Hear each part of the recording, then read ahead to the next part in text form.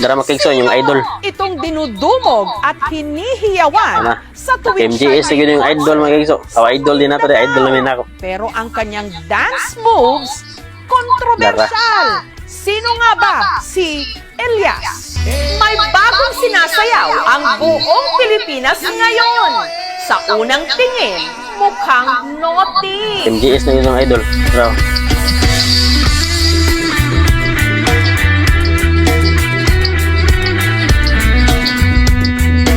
Nanam, ginam kayo so, basta sikat na ginay basher. Taas agad ng Mga basher. nilay. Parang malasway yung sayaw. Pero Yan, hindi ginay nito bashers. napigilan ang pagiging viral ng dance steps na ito.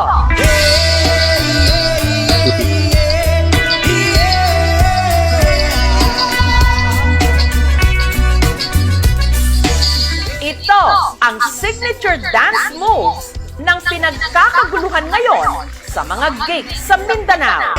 Mag-ingay at say uhahay kay Elias! Pag magtatrabaho kami, kumakanta siya palagi. Alisto ka! Magsakay ako ng kalabaw, magpakain ng Ibukuan, tapos nagdi- dinadala ko yung ang lyrics kasikat na ni Elias, no? practice ko araw-araw hanggang sa kabisado na. Kumbaga, April Boys at saka AGs kasi mataas Sabi ko, Bisaya, ara niya boses siya, ko. Ngayon, hindi na. Masarap na lang. Dapat. At sa mga nagsasabing mahalay ang pinauso niyang dance steps, ayon sa kanya, inspired daw ito ng kanilang hanap buhay. Kapag nagkakat ka kasi ng rubber is pag ganun. Ito ang puno, tapos hawakan mo yung Napay tayo yun. Tapos kailangan Idol lagi ni knife hanggang Elias, eh. ganyan, hanggang ibaba. Kaya ginawa ko, kumbaga ganyan. Tapos Pero idol di gani. ganon.